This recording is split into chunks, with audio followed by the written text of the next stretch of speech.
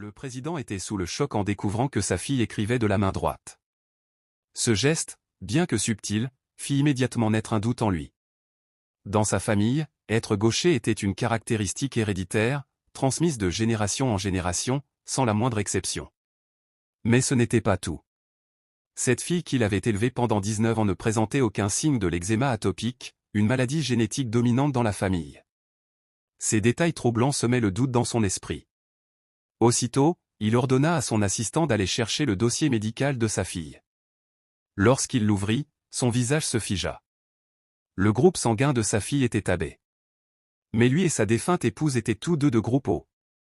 Il était donc biologiquement impossible qu'ils aient donné naissance à un enfant de groupe AB. À cet instant précis, le président comprit la terrible vérité. L'enfant qu'il avait aimé et protégé pendant 19 ans n'était pas sa fille biologique. Mais alors? Que s'était-il passé? Il se souvenait parfaitement du jour de l'accouchement. Il était resté aux côtés de sa femme jusqu'à son dernier souffle. Son esprit passa en revue chaque détail, chaque événement de cette nuit fatidique. Puis, un souvenir lui revint soudainement. La nourrice. Il y a 19 ans, sa femme avait eu une hémorragie sévère après l'accouchement.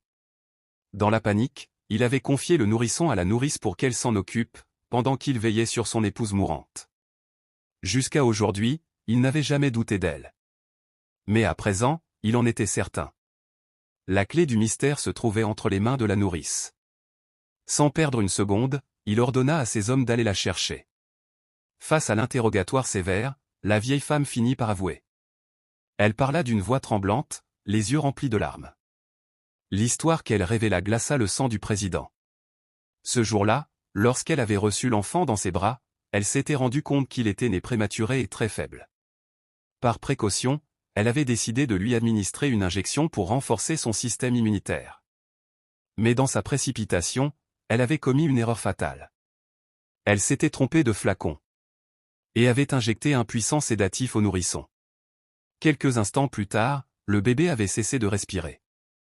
Paniquée, incapable de gérer la situation seule, elle en avait parlé à une autre nourrice présente ce jour-là. Cette dernière, prise de panique, avait suggéré une solution monstrueuse. Échanger le bébé avec un autre nouveau-né de l'hôpital. Sans hésitation, elles avaient volé un autre enfant dans une chambre voisine et avaient abandonné le véritable fils du président dans un terrain vague, en pensant qu'il ne survivrait pas. En entendant ces mots, le président sentit ses jambes flancher. Il avait envie de hurler. Son enfant, celui pour lequel sa femme s'était sacrifiée, avait été froidement abandonné à une